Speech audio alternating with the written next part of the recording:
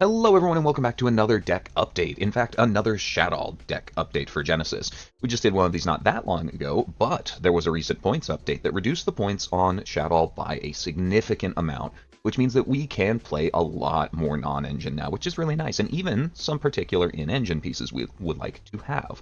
So the big hits were Lev went down from 10 to 3, which saves us 21 points, and then they also hit App Cologne from 10 down to 1, which saves us another 9 points. I've invested that back into the engine a little bit by playing a second App Cologne, which is something we always would have loved to do, but at 10 points it was just too much to ask. Then they raised the points on Shaddoll Fusion to 3, just because other decks were using it, so we have to pay a little bit back there. And then we are also playing for 1 Shaddoll Schism because they dropped this from 10 to 1. We really didn't have room for it when it cost 10, now we do. And if you don't know what Schism does because we weren't playing it previously, this is a miracle fusion on a continuous trap.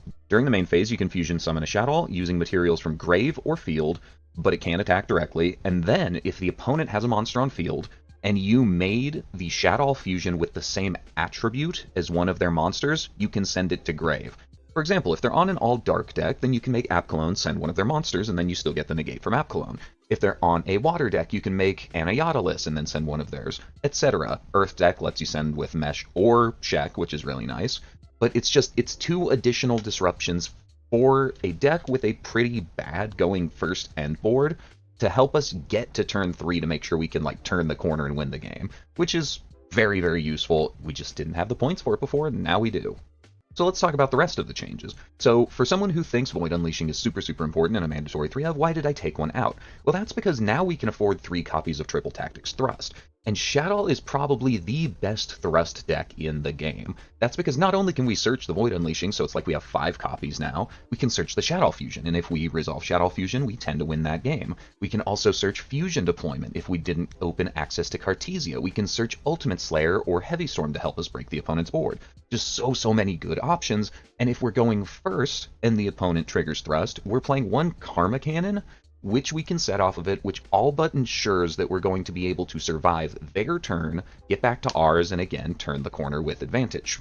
But because we're playing only the 2 Void Unleashings, I wanted to play extra starters, just in case the opponent's not on hand traps and doesn't trigger Thrust. So I'm also now playing the Nightmare Hands package.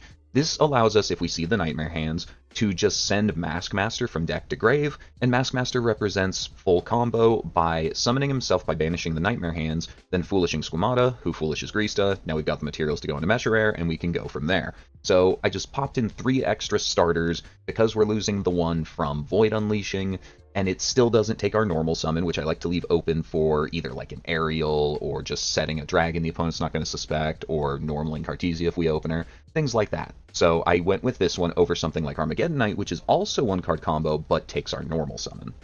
And then probably the biggest change is that we are off of the Dinosaur package and on a smaller Rolad package. That's because Corey has come now, and it was known in the OCG that Shaddoll was really good with the Rolad deck, but it looks very different in Genesis, because you can't really play things like Mind Shuffle in Genesis. They're just way too many points.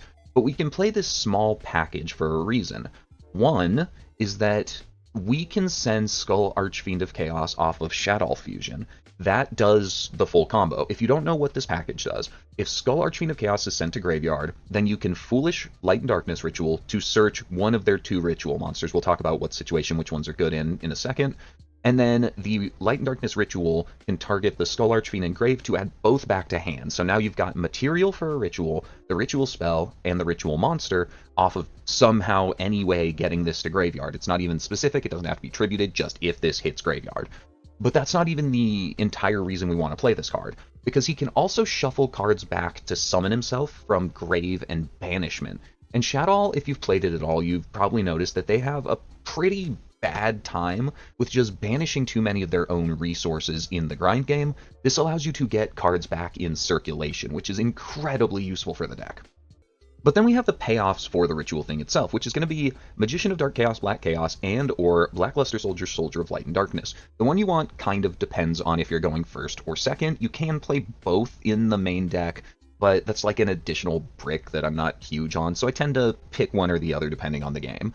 So what these guys do is both of them are unaffected by any of the opponent's effects that don't target them. So similar to Underworld Goddess of the Closed Realm, you have to target them, which means that Darkhole's not doing anything here. But then they also have additional protection. So BLS can't be destroyed in battle, which is nice, but the big one is that Black Chaos protects your back row from being destroyed or banished. So they have to single target the Black Chaos, then have an out to your back row, which means that if our end board is mostly like set El Shaddoll Fusion and set Schism, if we can put Black Chaos on board, we have now protected those two very important cards. But it doesn't even end there, because on summon, similar to the old Black Magician of Chaos, Black Chaos allows you to recur a spell from your graveyard. And notably, we have some spells that aren't once per turn. Not the in-engine ones, but we're playing specific non-engine that is not once per turn. So you can recover a Heavy Storm if it was negated and go again. And then lastly, for Black Chaos, it can also just ignition speed banish a card on the opponent's field face down permanently forever. It's gone out of the game. So it breaks a board, helps us break a board even more by recovering one of these two cards, and it also protects our back row if we summon it going first, and it is just a towers in its own right. Very, very strong payoff, in addition to the fact that we just want to be shuffling our cards back in anyways. So that is kind of our premier Shaddoll Fusion Dark target, whereas it used to be the Dinosaur package. And then the other option is going to be your Black Luster Soldier, who again has the protection from non-targeting effects, and then on summon will banish a card similar to Black Chaos, but it's on summon, so if he gets removed it happens regardless instead of ignition. And then if he destroys a monster in battle, you can attack again in a row and gain 1500 attack. So this one is much better for clearing out a game if we're going second. So I tend to side the BLS and bring it in over Black Chaos if we're going second, which is when we're more often going to be able to access this package anyways. I've seen some people playing 3 Skull Archfiends. I'm not 100% on it. Maybe 2 is right, just because you do want to see this package going first or second. You know, fiddle with it, figure out what feels comfortable to you. And then a couple little final housekeeping things. So, I've taken out the Rescue Ace package. I don't think the Rescue Ace package is bad. I think you can definitely still play it, but I think that for the price of 1 Triple Tactics Thrust in a deck that is quite full already, I think the Thrust is better. It helps us keep closer to 40 cards, which we want to do so we can actually see our things like Lev Shaddoll and Void Unleashing, while simultaneously just being better non-engine to actually see. But if you want to still play the Rescue Ace stuff, I can't fault you. It's a very fun package. You could throw that in, probably like drop 2 Ultimate Slayers in one of the thrusts, and your deck size only goes up by 1, so it's not a huge deal. Actually, we have 1 spare point I use for a Dark Hole in the extra deck, so theoretically you could take out the Thrust and 1 Ultimate Slayer to play the full Rescue Ace package, and just don't play the Dark Hole in the side. You'd be at 44 there, but that's not that bad, so, you know, if you're in love with that package, go for it. Other than that, we could play 1 additional Shaddoll Trap, but I find Schisms fine. People most of the time are going to target the Schism because it's just recurring value and non-targeting removal, so people don't like to let this sit on the field, which means we can then just recover it with one of our fusions the same way we would do with Resh. You could also just play the Resh so we have another trap so that our Void Unleashing's online more than once. You know, personal preference there. I already talked about Armonite. If you would rather spend your normal summon on Armonite instead of having the 1 additional brick of Maskmaster, then go for it. I just like to keep my normal summon open, and you can use Maskmaster for fusion material even if you open him, or you can send it as your Earth target off Shaddoll Fusion, which is pretty cool too. Personal preference, some people like Armonite, or a Mathematician is another one that does the same job but takes your normal. And then lastly, I've kind of cut down on some of the fusion targets, because it's important to have at least 2 constructs. I think 3 Mesha Rares is important. Maybe because we have the Rollad package you could cut 1, but it's just tough to find space for things like Skull Knight and Skull Wagon, even though I would like to have them. And for Ultimate Slayer targets, we're still on Vion and Packbit. The Packbit's really good. It discards for effect, it gives you a second disruption, it gets around things that can't be destroyed. It's a really good card. And then for fusion targets, obviously, we can send any of the Shaddoll normal stuff that triggers on Grave. So that's the build of the deck I'm currently running. Let's go see an example of what we're doing. Alright, so instead of any combo, I'm going to show you an example game. Again, Orcus bot, it's the bot that puts up the most resistance, but it is still a bot. We're going second, of course, to show you what we can actually do, and I rip Nightmare Hands in the draw phase to dump Mask Master so that we can immediately threaten full combo. That's pretty cool. So we go to main phase after dumping it, and they have the Ghost Bell to stop us from doing that, which is fine because it turns on Triple Tactics Thrust. We have a wealth of targets for this in this particular deck, but on this board, we already have Ultimate Slayer. It's not useful here because this is a Genesis deck. They only have links. But more important is to take care of the back row, so I grab our Heavy Storm. We use that. Now the way is clear, because we already had a way to Shaddoll Fusion without getting it off of the Thrust. Always make sure you have a way to Shafu before you get anything else, because that is the most important card to resolve. But we have another way to it here, so we can dump the Beast we open, draw a free card. Fusion Deployment's pretty good. Shafu lets us dump 3. We're going to go with almost always the Skull Archfiend of Chaos, almost always Squamata, and then the Earth is either Genius if they have something you want to turn off, or you can send Grista and then use the Squamata instead to dump like a dragon, but they have no back row we need to pop. So the Earth slot's flexible, but these two are pretty much set in stone unless you've otherwise used them at some point. But that's going to give us access to a quote-unquote negate, our full Black Chaos engine, and then the Mesher Rare. So now we have 2 Mesher Rares. They are not once per turn on any effect, so we can pay 800 for each of them to search 2 cards. The most important here is going to be Lev, so we get that first. Then the second one matters a little bit less, but we're going to get El Shaddoll Fusion, because we're going second, and they are defanged, and we've got a lot of damage we can put on board. El Shaddoll Fusion helps us push for game, and I'll show you that in the battle phase here. So now we can use Lev, and I dump App Cologne because we have basically everything we need. So I'm going to grab Aerial and then just discard the Aerial because we're up against a graveyard deck, and they've got a bunch of stuff loaded in the graveyard, and I want to trim that down. Notably, getting rid of the Fog Blades means they can't bring back Bardiche in battle phase, so that's one less body we have to chew through. Then here, I figure we're probably fine to just go in for lethal, so I go Light and Darkness Ritual for Black Chaos. Black Chaos triggers to add any spell from grave back to hand, and one of the neat things with this particular build is we have a couple of spells that are not once per turn, that are board breakers. Things like Ultimate Slayer is not once per turn, and we can put our target back using the Skull Archfiend. Same thing with Heavy Storm. If they negated the first one, well, you can get back a second one. And that's what I do here, because I don't need to get anything else back, because they're dead this turn. I banish their Recursion face down in case anything goes wrong. Then I use Skull Archfiend of Chaos to put back a couple of Shaddolls and the Ritual. Again, if you use the Ultimate Slayer, you can put that target back and recycle it, which is really, really cool. And this is also just a good way to put Shaddoll resources back in the deck, which is something that the deck is quite bad at. But all of this together means that we now have a bunch of damage on board. But oh no, that's not 8,000, and they have 2 bodies blocking anyways. Don't worry, we got this. So we get in with both of the Mesher Rares. Then I go El Shaddoll Fusion in battle phase. We are actually 200 short of lethal, but this is going to give us a lot more than 200.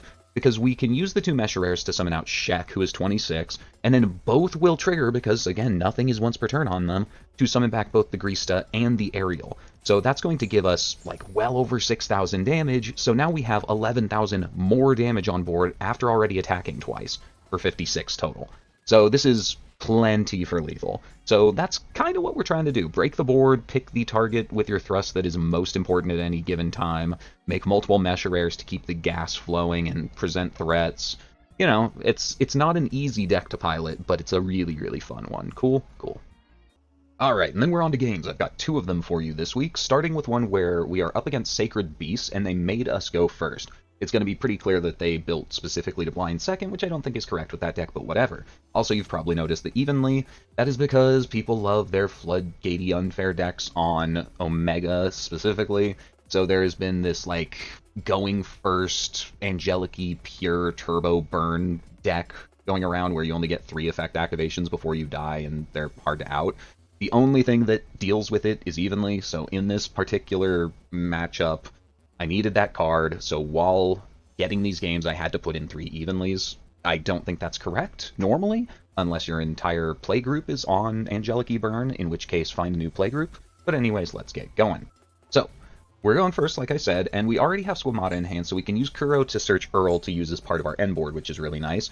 And then, because we have another way already, Void Unleashing reveals Schism to get to Grista, we don't need to send it off of the Squamata, which is good because otherwise we wouldn't have the bodies to make full use of the Grista. So instead we send Wendy, who can summon out Beast so that we can flip it and get some free draws and discards. So then we reveal the Schism, add Greasta, dump the Greasta. That allows us to fuse using our 3 in the grave for Mesha. Then we can use Mesha to add El Shaddoll fusion because we already have the Lev off of the Void Unleashing. And because we don't necessarily need anything else, we're like basically at end board already with what's in hand. I send Grang so that we can use it to summon Cartesia on the opponent's turn as an extra fusion / extra disruption. So then we tribute the Mesha. Unfortunately, we have nothing to bring back, but we can summon out the Wendikuru, summon Earl face up. This sequence is going to look a little bit weird, but you get used to it as you play the deck. So we're going to set the 2, El Shaddoll Fusion and Schism. Those are the most important endboard pieces, really. But then Earl is going to trigger to bring back a flip monster from grave, so we can bring back the Kuro face down. And because we haven't used Wendikuru yet, we can use her effect to flip up both the Beast and the Kuro and put Earl face down, so she is loaded for the opponent's turn. That's going to trigger the Beast and the Kuro. Beast is going to draw 2 and discard, but importantly, Kuro is going to put the Beast back down, so we can use it again on the opponent's turn. It's tragic that we draw Cartesia here, because I don't think the Grang can actually, can't summon from hand. So that kind of sucks, but whatever. We're fine. We're fine. We've got a bunch of disruption. This end board looks much better than it did without the Schism, so, I'm happy about that. They rip Pear Bear, which we're not on, because a lot of people are on it. It gets worse every time, and we don't really mind if our monsters are destroyed too much because we get value off of it. They go for Wendikuru, which is probably smart in a vacuum if you don't know the deck very well, but I 100% would have gone for Earl there, knowing what I know, because we have another way to flip Earl up with the Kuro, so having Wendikuru isn't terribly important. But that's going to add us back a card, which the only viable target was the Mesha or the Wendikuru itself, so we just put back a Mesh since they can't be reborn. We get the Pear Bear, they start with Card of the Soul, start doing Sacred Beast combo stuff, cool, whatever, who cares. I, at this point, am planning to just sit until they have exactly the Continuous spell and the Martyr on field. Then I want to use Kuro, flip up the Earl, and then use Earl's effect to send both the Martyr and the Continuous spell. That should put a serious damper on their plans. Well, they summon out Uriah first because they know we have a bunch of back row. They target the El Shaddoll fusion. I can't do anything about that, but that's fine. I think I'd rather have that hit over Schism anyways. And then here we go. They summon out Martyr. Martyr places Thunderclap. This is where I want to rip the cord. They have Chalice. So, okay, that kind of sucks, but it's fine. We will go Schism instead, because with the Schism, we can at least make Construct, I think I was going for, either Construct or Apgalone, and then pop or negate the Thunderclap, and we should be okay unless they have the field spell. But here, for whatever reason, they rip the Combined Assault to Fusion Summon using their entire hand into the Chaotic. And that's a really bad thing for them to do for one particular reason. We just activated Schism. We can summon Apgalone, and then Schism is going to send the Sacred Beasts in the same chain, so they don't get a chance to negate anything, and because it wasn't summoned off the field spell, they aren't protected from trap effects. So we can just get rid of it, and they don't have anything else on field or in hand, really. And then because we made Apgalone for the Dark attribute, we can still negate Thunderclap, and they've got nothing else, so they have to concede. Cool, cool, let's go to Game 2. And then Game 2's mostly here just because it's kind of funny, but I did want to show you the power of surviving and not giving up. So we're going first again into White Forest, and our hand sucks. Obviously, it would be a little bit better if we were going second for the Shaddoll fusion, but generally this hand is not very good. We don't want to open Schism or Fusion most of the time. Genius is like the worst thing we could see. Okay, well, we'll do what we can. So, because I don't just scoop immediately, this is a best of 3, I want to give it a shot. This whole time, I set 3, and I'm just like, if I get to a point where I don't think I can win, I'm going to scoop to preserve information. But I want to see if we can survive on the back of this Karma Cannon while, that's all we really have. And White Forest doesn't make many negates, but they're smart about it. They actually search the... which one is it? The Tribute as Synchro to negate something. They search that pretty early in the combo, expecting that we're going to have something in the back row that actually matters, because this was Game 1, they don't know what we're doing yet. They could assume this is Labyrinth or something. But I think they messed up and, clicked no on Queen Azamina or something. I'm not 100% sure why they didn't bring her back. But even if they did, they didn't quite have lethal. So I let them smack us around a bit, then go to end phase. They're going to bring back the Vengeance off Chase. I knew that was going to happen, which is why I didn't immediately rip the Karma Cannon. But now, this is their end board. This is what they have. So I figure we might as well at least show the Karma Cannon. That doesn't give away much in the way of information. And then see what we draw. So I ripped the Karma Cannon, namely because they use Vengeance and target specifically the cannon, as that's the best target for us, might as well use it. And then they chain Diabell. I don't know why they chain the Diabell sending Scourge, but this does two things. It puts one more body on their field, I guess is the idea, so we can't OTK them as easily.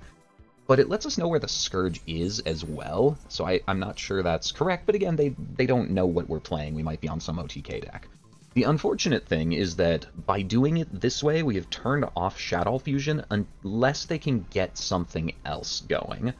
So we're going to try and bait out the negate to tribute the Diabell to bring her back, because if they use her, then they summon something from the extra deck, and then Shaddoll Fusion's back online. It's a long shot, but it's what we've got. So I go Kuro, add Wendy, discard Wendy, add Squamata. Now we have the material to use an El Shaddoll Fusion to make something, either the Shekinaga or App Cologne, or just something threatening was the idea. And they take the bait. They're like, okay, negate the El Shaddoll Fusion. Okay, well, at this point, I'm going to activate the Shaddoll Fusion, which allows us to get to that threat regardless. But they used the Diabell here. I don't think they realized how bad for them that was, because the Diabell was summoned from the grave. It wasn't summoned from the extra deck. But by using it, they have summoned a monster from the extra deck now, which means that Shaddoll Fusion went from putting, like, Shek on board to full combo for everything. So that mistake's going to cost them the game 100% for sure. They use Silvera, which isn't going to book Mesh because Mesh is low enough level. We can use Skull Archfiend to get access to that. We can use Dragon before we put anything else on board to pop their last back row. We've got Maskmaster to summon back. Just, we're in a real good position now. We pop Morion, which can set itself from grave, but it can't set itself and then also book something in the same turn. So we don't have to worry about that, and all of their disruption is suddenly gone, and we still have 6 cards in hand. So I go for the Light and Darkness ritual, summon out Black Chaos. There's nothing super good to add back off of the Black Chaos, so I just get back El Shaddoll Fusion in case this goes an extra turn, and then you don't see it in the video, but they're like, oh, screw this, because I targeted their Diabell Star Vengeance to banish face down, so that's a resource that's gone. They're never getting that back. And they just quit. They just stop and time out, not just the rest of the game, the rest of the match. But you know, thought it was a funny one. Just don't underestimate the power of trying. If you've got an out, play to it. I used the Karma Cannon to make sure I survived the turn, and they didn't kill me, which means I could use the Karma Cannon in a way that was very beneficial for us. And then them making a couple of key mistakes along the way made us much more likely to win there. Cool, cool.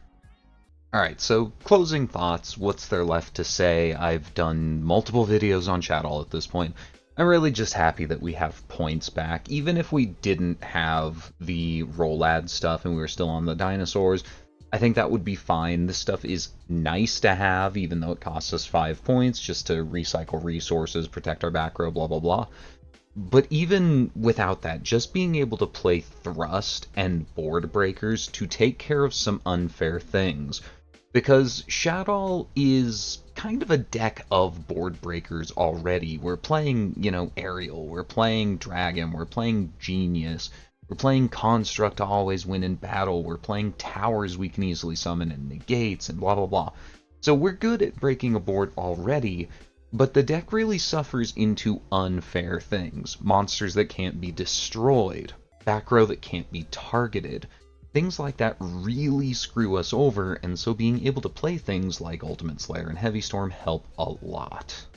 But that'll do it for this one, guys. I hope you liked it. Enjoy the points. The deck feels so much better now. And have a good one. Bye-bye.